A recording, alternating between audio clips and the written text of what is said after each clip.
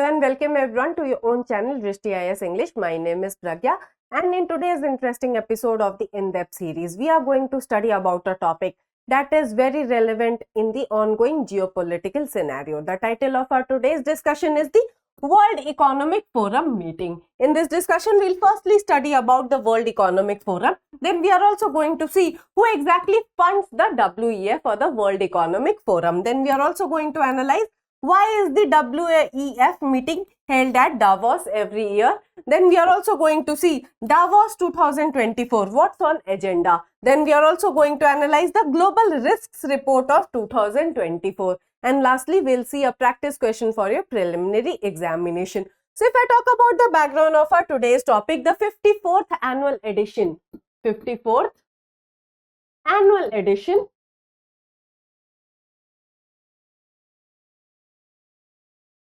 of the World Economic Forum meeting is being held at Davos from Jan 15 to Jan 19.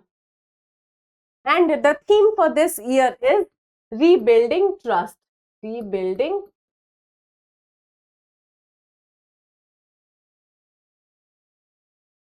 So every year, the world leaders, the business houses, the civil society bodies gather together at the World Economic Forum meeting, which is held every year at Davos, and they discuss the various global political scenarios, various global issues. And this year also they are discussing the same. And this year's meeting is going to be even more special because of the current ongoing geopolitical scenario. So this brings us to the moot point of our today's discussion, that what is the World Economic Forum.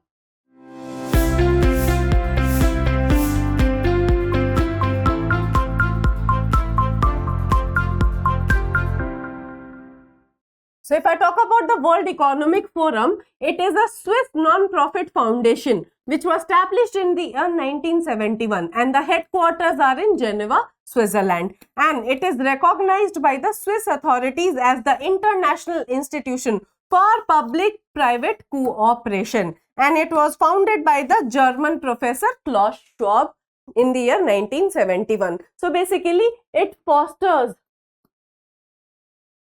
dialogue between various governments,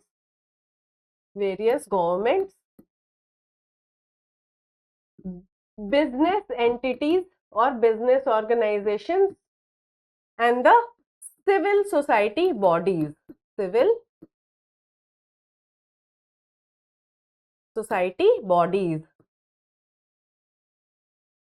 So not only the governments are invited, the business houses, large business houses, the civil society bodies, the prominent NGOs are also invited at the annual meeting which takes place in Davos, Switzerland. This year also there are more than 3,000 participants and they are going to conduct this meeting in more than 500 sessions. So this World Economic Forum is a very important international organization and it is even more relevant in the current geopolitical scenario.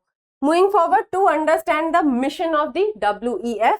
So the WEF has the mission to improve the state of the world by engaging businesses, political, academic and other leaders in shaping global, regional and industry agenda. So it is also known as the meeting of the elite,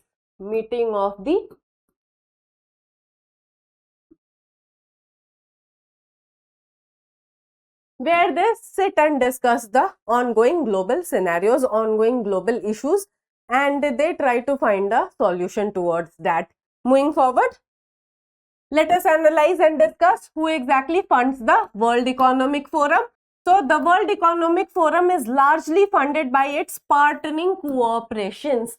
So basically the countries who are the member of this WEF fund the WEF.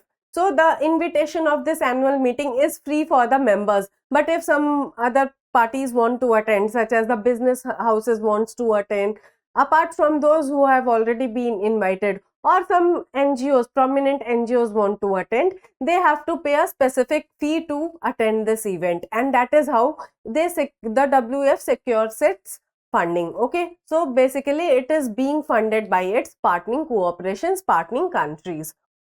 And these are generally global enterprises with an annual turnover greater than $5 billion. So basically they fund this WEF.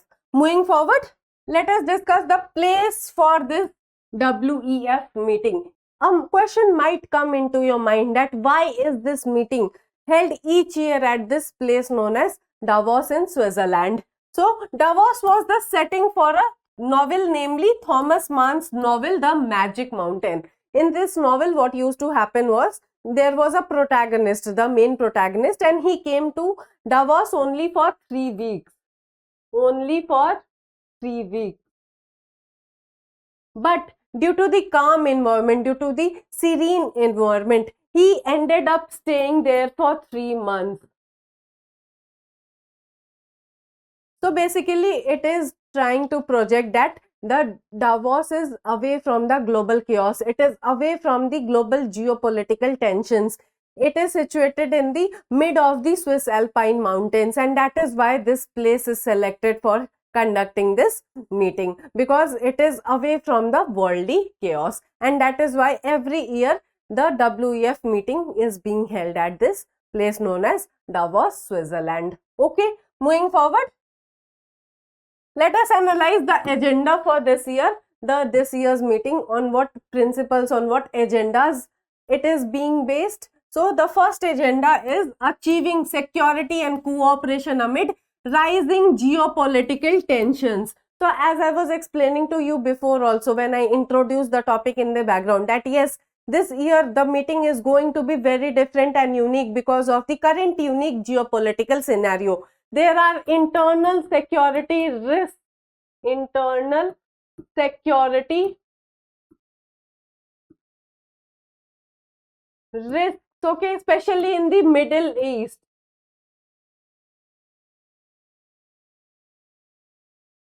The Russia-Ukraine war has still not ended. There are tensions among USA and China. There are tensions among China and Taiwan. So this year the geopolitical scenario is going to be very different, and the agenda is to achieve security and cooperation among the global countries. So that is why it is very important to discuss internal security. It is very important to discuss the security cooperation. It is very important to discuss the divide between global north countries and the global south countries, and everything will be discussed in this year's meeting of WEF. Then the second agenda is creating growth and jobs for a new era. So many of the developing countries are facing recession. Not only the developing countries, but the developed countries are also facing recession.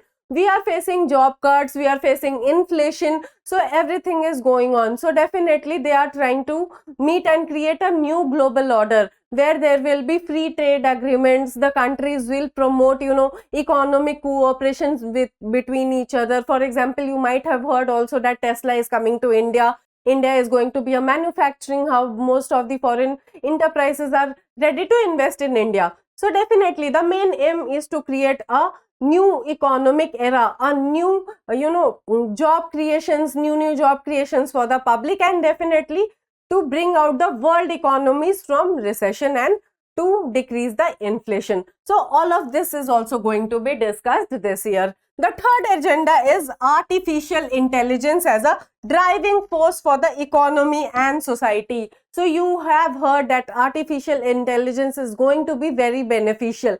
But there are dangers of artificial intelligence as well, such as the deepfake technology. Deepfake technology.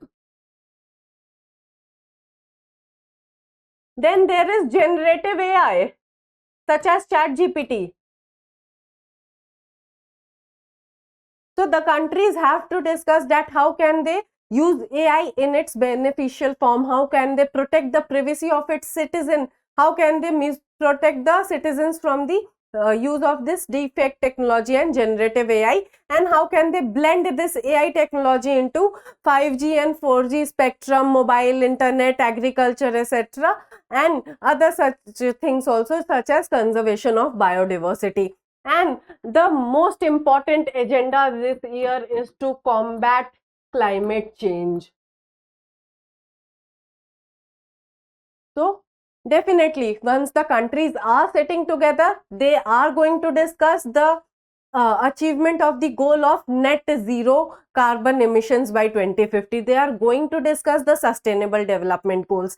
COVID-19 is still not over. The pandemic is still not over. It is showing itself in various other variants. Okay, so these agendas are on the table on which definitely the global leaders are going to discuss. Moving forward,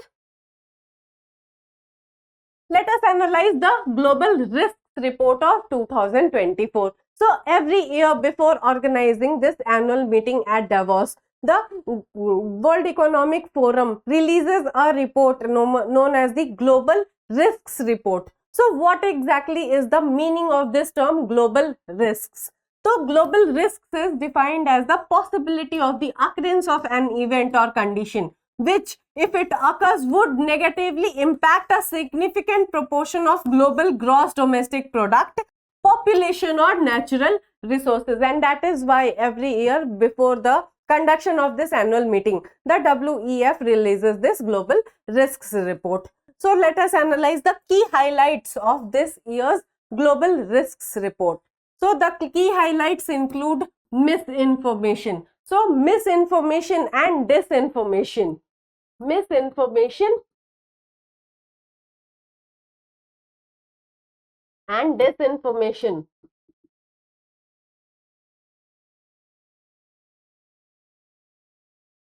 are perceived to be as severe threats,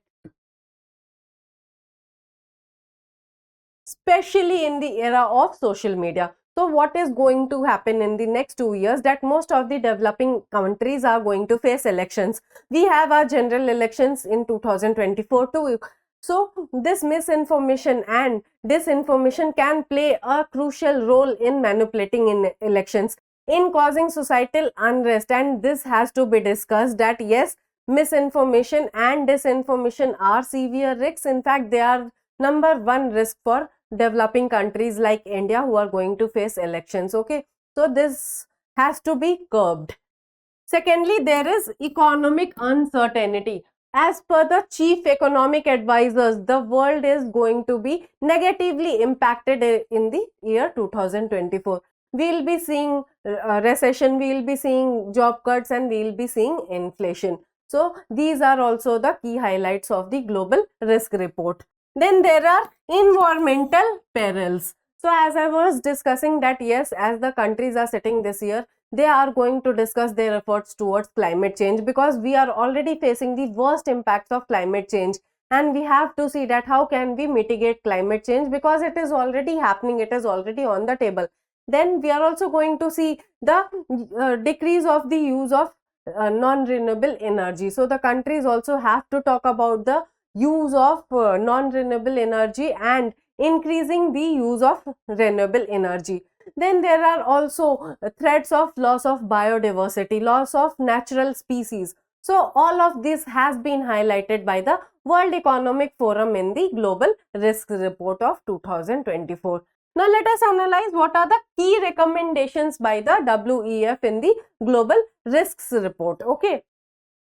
So the key recommendations include localized teamwork. So in today's complex landscape, fostering greater teamwork at the grassroots level among nations, businesses and individuals is imperative this year. Because of the unique geopolitical scenario, we have seen that there are tensions between US and China. There are tensions between India and China, definitely India and its neighbors. Then we are also seeing a power divide between the global north countries and the global south end countries. So that is why the theme this year is rebuilding trust. The agenda is to follow up back to the basics approach. We need to increase the cooperation and coordination among the countries. Okay. So this is also a key recommendation of the Global Risk Report of 2024. Then there is cross-border collaboration. So there is a need to highlight the immense economic, political and environmental hurdles we face. The Global Risk Report of 2024 underscores the continued importance of extensive cross-border cooperation for addressing challenges crucial to human well-being and success.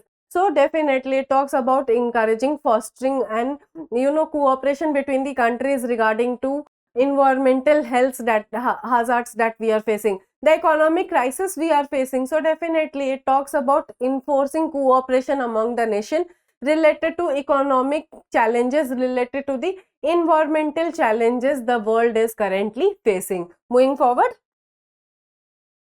it also talks about the rebuilding of trust. See, if you analyze the current geopolitical scenario, definitely there is a lack of trust amongst the countries. The countries are somewhere or the other lacking trust in each other. There is a ongoing Cold War that is going on, which is not declared as to be a Cold War, but yes, you can analyze that yes, there are internal issues between the countries. Okay, so this year's the global risk report as well as the annual meeting will focus on rebuilding this trust among the country. Okay, so to encourage a back to basics approach, promoting open and constructive discussions among governments, businesses and civil society leaders. So this has also been recommended by the global risk report. With this, we come to a conclusion of our today's discussion. We have seen what is the World Economic Forum. We have also analyzed that why every year they meet at Davos. Then we have also seen the global risks report. We have also analyzed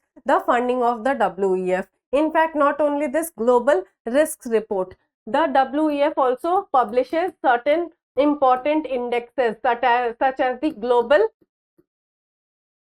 competitiveness index,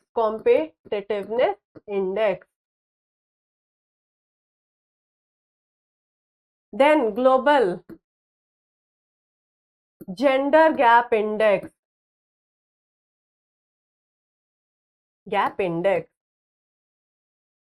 Let me know the India's rank in the global gender gap index published by the World Economic Forum. So we have seen all of this and we have analyzed that yes, World Economic Forum is a very important international organization, and definitely in the current ongoing geopolitical tensions, it is important for the countries to sit away from the chaos of the global politics and discuss the pressing issues that are happening globally. Now let us discuss a practice question for your prelims examination. So the question is, and this is a PYQ that has been asked in the year 2019. The Global Competitiveness Report is published by, your option A is International Monetary Fund, your option B is United Nations Conference on Trade and Development, your option C is World Economic Forum, and your option D is World Bank. Kindly drop your answers in the comment box below. I hope this session was insightful for you. If you have any feedback regarding this session, kindly drop it in the comment box below. If you liked today's discussion and found it to be helpful, kindly like the video and subscribe to our channel for more such updates. Thank you. For more informative content, like, share and subscribe, and do not forget to press the bell icon to get the notifications.